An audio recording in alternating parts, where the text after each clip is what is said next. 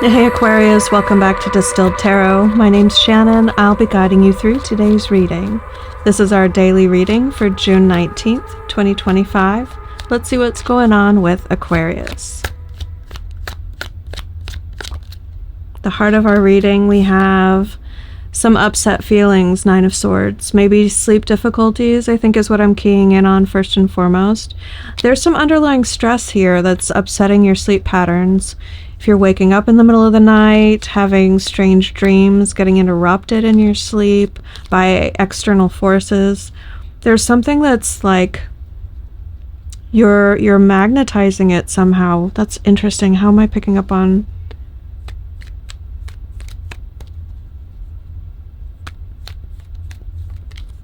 Something in you doesn't want to sleep soundly because of what it will mean.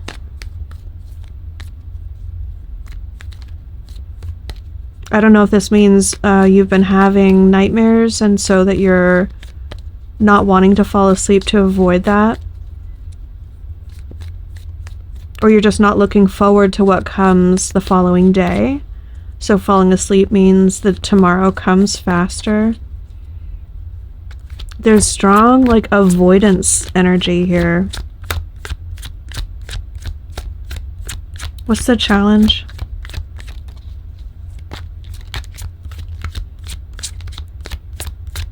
What hurdle does Aquarius need to overcome in order to rectify this? Difficulty with sleeping.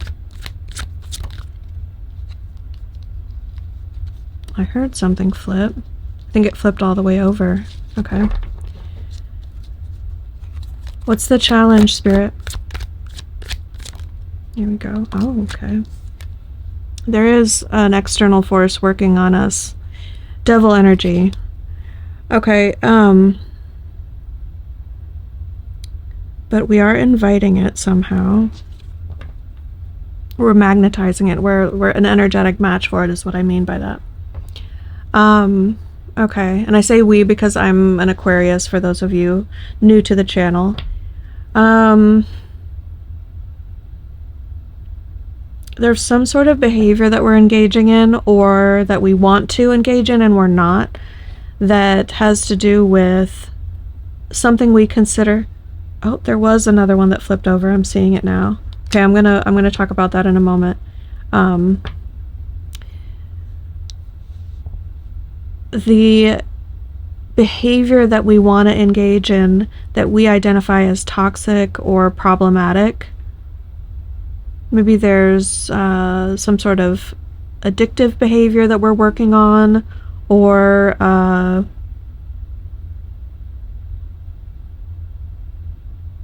tendency to behave in a certain way that we're trying to work on and change, like a behavioral adjustment within ourselves.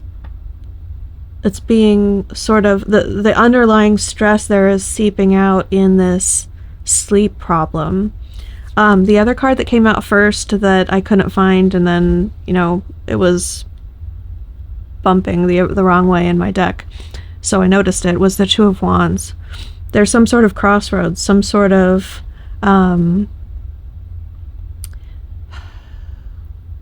sense. There's a sense that you're getting that things are going to change soon, and you've had an instinct to prepare for the change by working on yourself with some aspects of your own behavior that you feel like aren't serving you well or you could improve in some way. This could be anything. This could be eating unhealthy. It could be drinking too much. It could be gossiping or not getting in touch with friends enough, self-isolation, whatever sort of like pseudo-toxic behavior. And this is a spectrum, right? It could be all the way up to something like really toxic, like an addiction to drugs or alcohol, or toxic relationships sort of addiction. But this is definitely zeroing it. It feels very behavioral, the way that I'm picking up on it. Like a pattern of behavior that you know about yourself. Since you know that this change is coming, you're going to be on a different path soon. You're trying to work on yourself and prepare for it so that you can walk the path with as little difficulty as possible. This is necessitating some sort of choice with the Two of Swords here at the bottom of the deck. That's really, it's boiling in the subconscious, the way that I'm getting this Nine of Swords.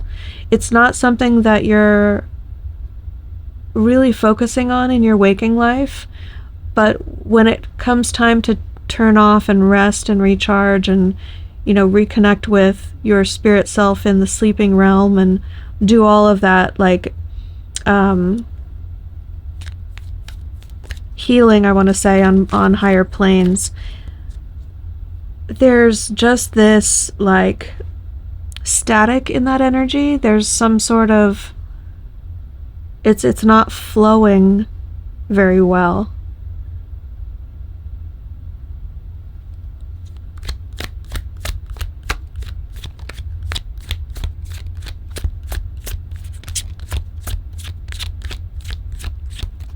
The challenge feels more like moving through it than actually like consciously focusing on something and changing something, unless you haven't yet made the behavioral change that you kind of instinctually know you need to make. If that's the case, then making the change is going to clear up obstacles and let this energy flow better so that you'll have better sleep. What are we focused on? Strength in reverse, not feeling up to the task. You're recognizing that whatever comes next in life is going to require more from you than what you're accustomed to giving in some way, shape, or form. And this is like, I don't want to be tamed. I don't want to be reined in. I don't want to be domesticated. I like myself the way that I am. I don't want to be less. And this sort of like spiritual perspective is, you're not going to be less. I'm going to like unleash your inner power that isn't currently being utilized. If you allow me, the way that I'm kind of communicating the energy that I'm picking up on is like Aquarius's higher self is talking to Aquarius. You know, we're one and the same in certain aspect, but for sake of interpretation, it's like higher self is saying, if you allow me to work on us this way, you don't have to perceive it as becoming less than what you are now. But, you know, our mortal selves, our little 3D selves, our monkey minds, we get very attached to our behavioral patterns and how we dress and how we behave and what sort of things we eat and what sort of things we drink and what we enjoy. And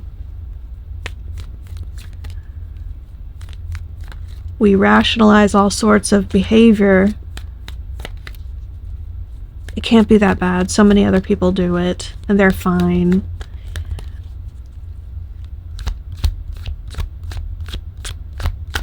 There's resistance here in this strength in reverse. In the recent past, we have the Page of Pentacles and the Six of Swords. So we are talking about a lesson that you've already learned. You've already come to the brink of disaster, but you got yourself out of it somehow with the Six of Swords. Whatever this behavior is, it kind of came to a head. You recognized an issue. You said, okay, I see what's happening here, Page of Pentacles. I'm metaphorically holding the situation in my hands. It's real. It's in front of me. It's manifesting. And I'm seeing the truth of the results of my behavior. I'm learning a lesson because of it. Nevertheless, we're still kind of dealing with the issue here in the present. So that's why I say there's this sort of like cognitive dissonance happening and a lot of rationalizing. Yeah, from higher self perspective, the Five of Cups is the good that can come from this situation. Like recognizing and keeping and holding on to the good that's in your life, in your behaviors, and then letting the other stuff go. If it's something that you have to grieve, if it's something that you have to process, be sad that you can't have the burritos anymore because it hurts your stomach and it causes you to wake up in the middle of the night with indigestion, whatever that is. I mean, maybe personal story, but there's something about going through that feeling, like the way that it feels experientially is going to be processed as a loss. And with that, the way that you move through that and integrate that loss is by grieving it, is by giving yourself the time to feel sad. Oh, I'm actually like tearing up about burritos. I don't want to let go of my burritos. I really like them. See, this is kind of what I'm talking about. And it's, I'm sorry, burritos is such a silly, like, yeah, you talk about devil energy and you immediately think of burritos. Okay. No, it's not a metaphor for something else. I had a burrito for dinner last night and it gave me indigestion. Okay, anyways. I think that Spirit has a lot of compassion for us. Obviously, our higher selves have compassion for us. They are us.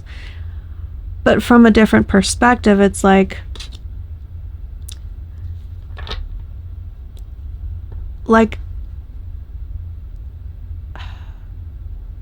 they're looking at us like a child, like we're a child. And if a small child is throwing a tantrum and they don't understand why they can't have their burrito anymore, and then the parent of the child is like, or the caretaker of the child is like, well, look at your behavior. You can't sleep at night if you eat your burrito, right? It's like this tenderness, this compassion. At the same time, there's like this obvious problem from their perspective that from their perspective, you've already learned the lesson. You've already seen the problem. It already got really bad, and you recognize that you have to back away from that behavior. The more fully you back away from the behavior, the better your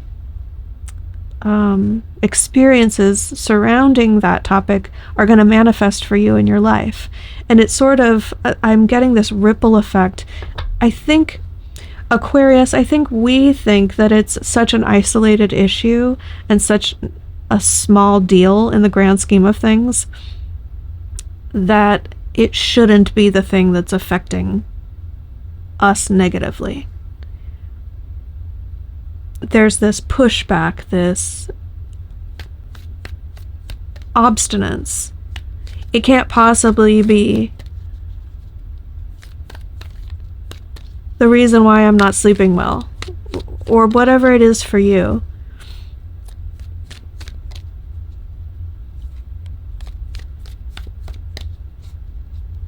And I don't mean to sort of belittle the situation. Trust me, it's a lot more complex on my end personally than I share in a video like this. But I'm giving a real example of like a real thing. That's definitely a component that I feel comfortable sharing. But I know that there's these other things going on for us that's like, I don't know, hard to let go of, or doesn't seem like, it seems like you can control it. Like, you have it under control. It's not that big a deal. It's not something that's going to harm us. There's no way that this can harm us. It's like you don't fully accept what you've seen and experienced in the recent past on this very topic as something that's like concrete and true in every instance. In the near future, we have Empress energy. So I do think it's something that we're going to be able to pretty swiftly, if not easily, overcome. Because Empress energy is very elevated, very together, very healed, very willing and able to sacrifice things that are bad for them because they want the good that will come in the absence of the bad. And having the King of Wands here at the bottom of the deck, I don't know, as indicated by the number of views on yesterday's reading for Aquarius, I'm gathering that not a lot of you are in the market for romance. I'm definitely in the same boat, but if the reading comes through that way, that's the reading that I have to convey, you know what I mean? I have to call it like I see it, so to speak. But in the near future, having the Empress show up with the King of Wands at the bottom of the deck, it's sort of echoing that sentiment from yesterday's reading with the whole, like, you elevate yourself to a degree that the world wants to connect with you. There are going to be opportunities for people who, I want to say desire you, because that's the sort of core of the King of Wands energy toward the Empress. But it's not like I hunger for you to possess you. It's an attraction. And we go from magnetizing bad sleep to magnetizing powerful, creative, passionate, adventurous, masculine figures into our lives because of how much we've done the inner work.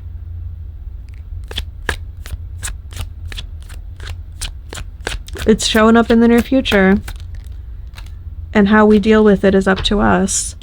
The surprise energy we have is the Star in reverse. Now, when we talk about the dream realm, I do feel like there's more to that story now. With the Star in reverse is like either more of the same with troubling dreams, confusing dreams,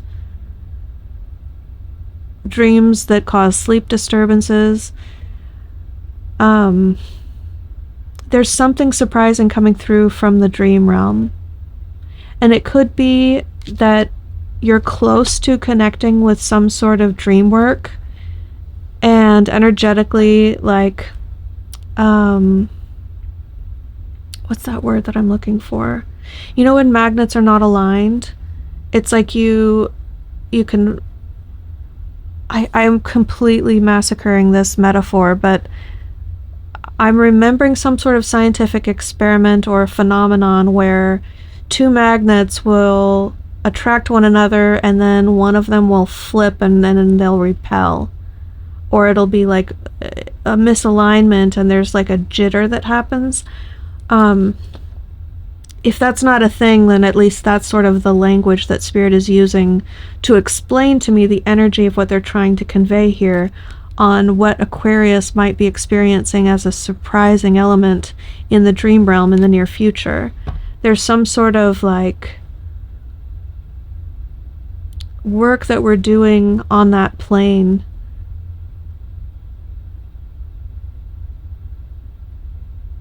And I think on some level we're aware of it and maybe engaging in the problematic behavior. We're eating a burrito late at night because on some level we know that there's like dream work happening that we might be, I don't know, feeling a certain type of way about and trying to avoid and trying to sort of delay or not have to deal with.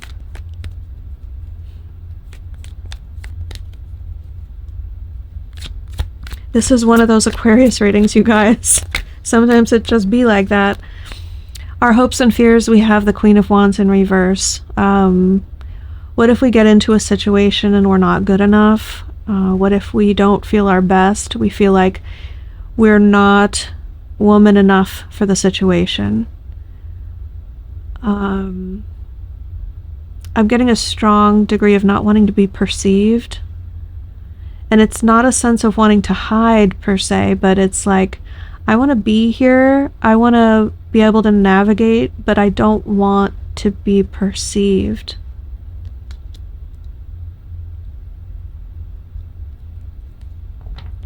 Like, I want to be able to move around and navigate through this realm. I think I'm still kind of tapped into that concept of the dream realm and the work that is lined up for us. I'm so curious about it, I think, now that it's come up through the reading.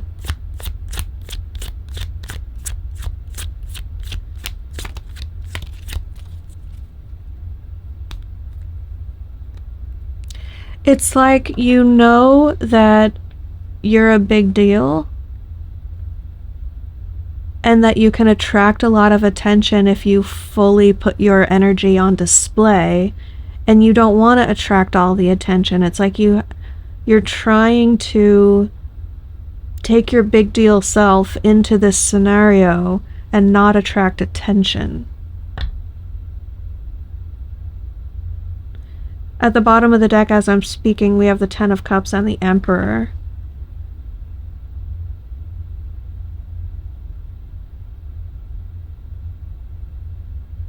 Guys, this could actually have something to do with, I don't know how, but it could have something to do with romantic partnerships manifesting as opportunities here in the 3D. And some sort of trial ground, testing ground, meeting ground that we're trying to avoid in the astral.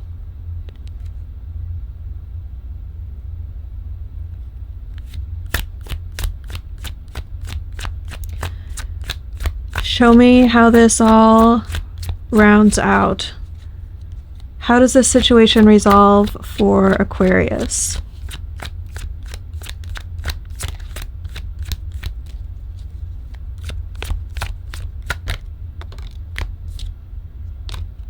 Knight of Cups. Knight of Cups, you guys, there's an offer. There's a suitor. There's someone who wants to connect with Aquarius. It's genuine.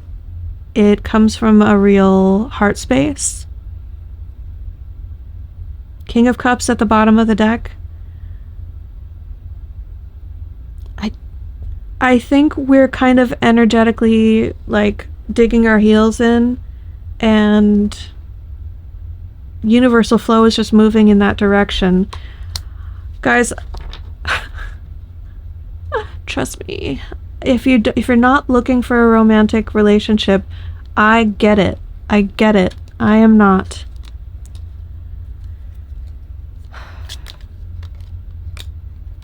Pulling clarifiers to get more on this Knight of Cups. Three of Wands, Knight of Swords in reverse. When it comes time to receive that energy, it's going to come in quickly.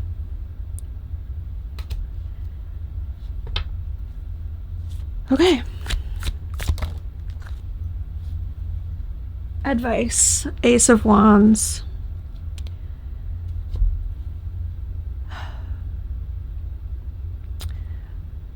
Don't be afraid to reconnect with your passion. That's a message that's coming through. There's a new way of doing things that, based on your past experience, you might not trust because you haven't experienced it yet. The Ace of Wands is new. It represents a brand new start. It's passion, it's desire, it's motivation. And Spirit's advice to Aquarius when faced with this situation is lock into what you want, what you're passionate about. Follow that forward. It's going to lead you towards something beneficial. And Spirit really wants us to trust that. So that's the message I'm conveying. I hope this helped you guys. Have a wonderful day, and I will see you back tomorrow.